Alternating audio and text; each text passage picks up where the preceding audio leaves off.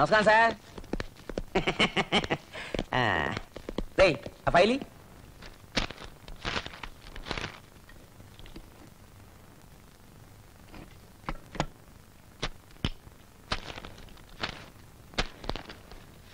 ఇక్కడో సంతకం పెట్టేయండి. రేయ్ పెన్ని నేను సంతకం పెట్టేస్తారు.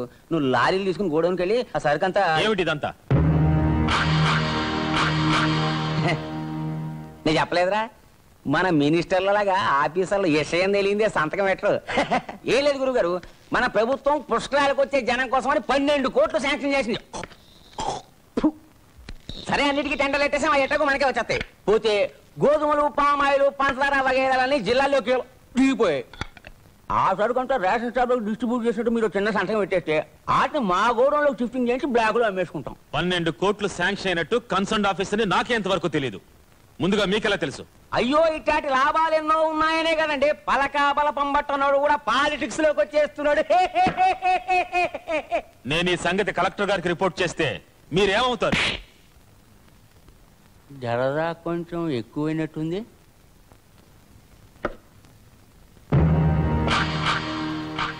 సరిగ్గా వినపడలేదు. తమరేమన్నారు? మీ సంగతి కలెక్టర్ గారికి రిపోర్ట్ చేస్తాను.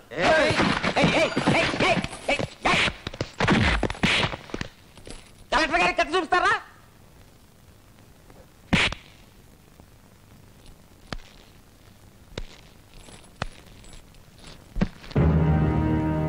తమరు సంతకం పెట్టారనుకోండి, వీళ్ళు ఇట్టాగే ముగ్గురు నవ్వుతూ ఉంటారు. లేదనుకోండి ఇట్టా ఫినిష్ అయిపోతారు. ఇంకా టైం ఉంది, ఆలోచించుకోండి.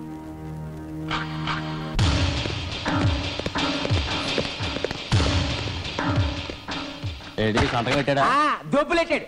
ఇది త్రిమూర్తుల పని అని చెప్పలా? పంచభూతాల పని అని చెప్పినా పచ్చిభూతాలు ఇచ్చాడు. పైసలు ఇస్తామని చెప్పలే? అక్కడే బతికిపోయా. లేకపోతే నన్ను ఆ పైల్ని కలిపి మున్సిపాలిటీ మురుక్కాలలో పెట్టి తొక్కేవాడు. ఆ ఫోటో చూపించావా?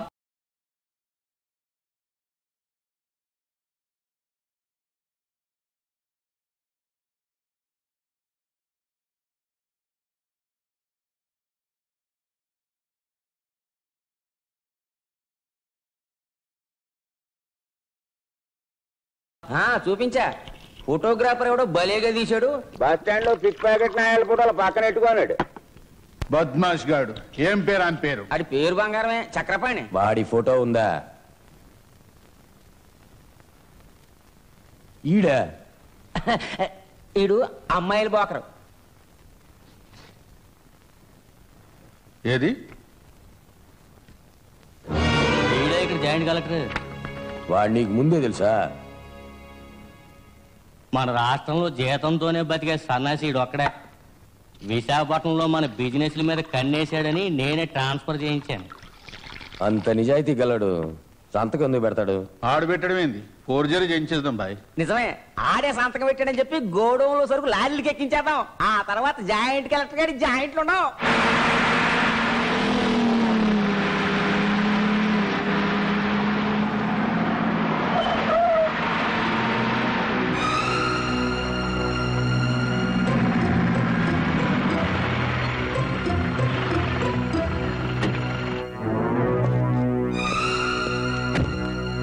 మిస్టర్ శాస్త్రి, ఆ లారీలో ఏం వెళ్తున్నాయి? Oil rice sir. మెటీరియల్ నేను ఎవరు రిలీజ్ చేయమన్నారు? మీరే కదా సార్ ఆర్డర్స్ పంపించారు. నేనా? This is not my signature. ఎవరో ఫోర్జరీ చేశారు. ఈ పేపర్స్ నీకు హ్యాండ్ ఓవర్ చేసి సరుకు తీసుకెళ్ళింది ఎవరు? వీళ్ళు. నీ సంతకం మేమే ఎట్టేసాం. దాని ఖరీదు 1,00,000. తీసుకో. డబ్బుకి కకృతి పడ్డానికి నేను నీలా రాజకీయ బ్రోకర్ని కాదు. ఫోర్జరీ చేయబడ్డ ప్రభుత్వ అధికారి సంతకం సత్తా ఏంటో చూపిస్తాను. హలో, నేను జాయింట్ కలెక్టర్ చక్రపాణి మాట్లాడుతున్నా. కలెక్టర్ గారు ఉన్నారా? లేరండి, హోమ్ మినిస్టర్ గారిని కలుసుకోవడానికి గెస్ట్ హౌస్కి వెళ్ళారు. ఇంతవరకు పుష్కరాలకి ఎన్ని లక్షల మంది వచ్చుంటారు? 4 లక్షల మంది ఉంటారు సార్. సార్, నా సంతకం ఫోర్జరీ చేసి గొడవంలో మెటీరియల్ ట్రాన్స్పోర్ట్ చేస్తున్నారు. ఎవరు? ఎమ్మెల్యే బోసబ్బాయా? అవును సార్, అతనే. ₹1,00,000 నీకు ఇమ్మని చెప్పానే. లంచం? అంత షాక్ అవ్వక్కర్లేదయ్యా. నాలాగే నీకు పెళ్లి కావాల్సిన ఆడపిల్ల ఉంది. ఆలోచించుకో.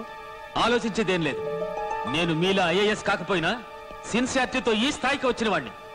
ఈ కాగితాలు తీసుకుని మ్యాజిస్ట్రేట్ దగ్గరికి వెళ్తాను.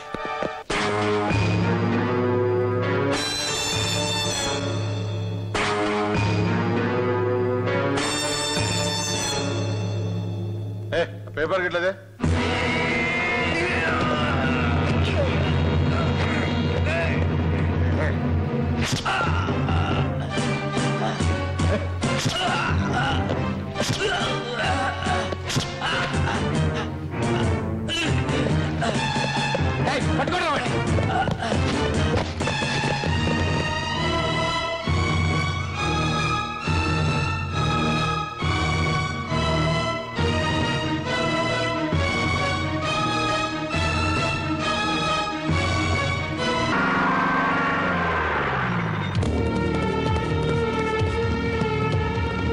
ఆర్డర్ కేసా?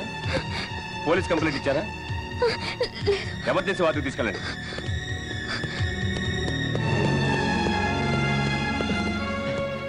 సార్, జాయింట్ కలెక్టర్ చక్రపాణి గారి మీద హత్యా ప్రయత్నం జరిగింది. హాస్పిటల్కి వెళ్తే పోలీస్ కంప్లైంట్ ఇవ్వమన్నారు. రైటర్ గారు వస్తారు, కూర్చోండి. డాక్టర్, మా నాన్నకి ఎలా ఉంది? కంగారం లేదమ్మా, హీఈస్ అవుట్ ఆఫ్ డేంజర్. అది కాదు డాక్టర్, ఫర్దర్ ట్రీట్మెంట్ గురించి. చెస్ట్ రిపోర్ట్స్ రానేమ్మా, ఫర్దర్గా చూసి చెప్తాను.